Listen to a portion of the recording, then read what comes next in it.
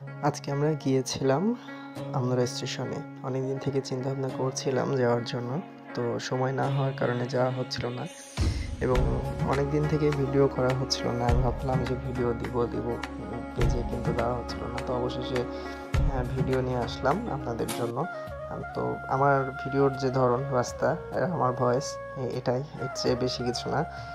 তো চারপাশটা এত সুন্দর ছিল আমরা যাওয়ার সময়। আমি বারবার ভাবছিলাম যে এই রাস্তায় এসে আমার লস হয়নি, কারণ অনেক সময় আছে অনেক জায়গায় গেলে কী হয় যে রাস্তা ভাঙা থাকে কিংবা প্রকৃতি অতটাও ভালো লাগে না। তো এই রাস্তাটা সব কিছুই অনেক গোছানো, অনেক সুন্দর।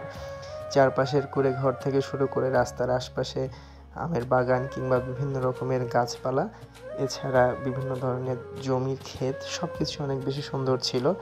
আমরা মোট 4 জন গিয়েছিলাম সেখানে এবং আমার এক গাড়িতে 2 জন, বাকি গাড়িতে 2 জন, মোট 4 জন গিয়েছিলাম। আসলে হঠাৎ করে প্ল্যান হওয়ার কারণে বেশি জন যাওয়া হয়নি।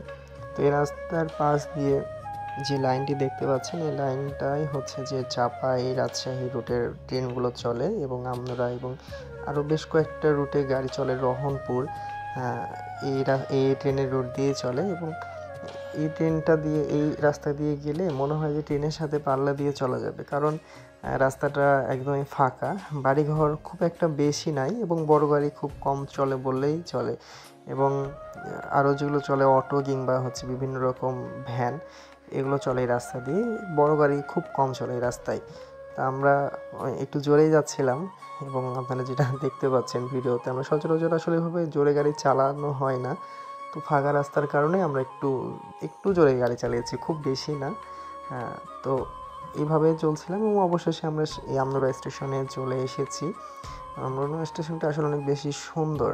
আমনরা স্টেশনের কিছু ফুটেজ ছিল আমার কাছে, যেগুলো ডিলিট হয়ে যাওয়ার কারণে আমি আপনাদেরকে সেগুলো দেখাতে পারছি না। হয়তোবা রাজশাহীতে যারা চলাফেরা করেছেন অনেকেই হয়তো এই স্টেশনে এসেছেন। আমি মনে হয় সবার লাস্টে আসলাম, এরকম মনে হচ্ছিল আমার, কেন জানি।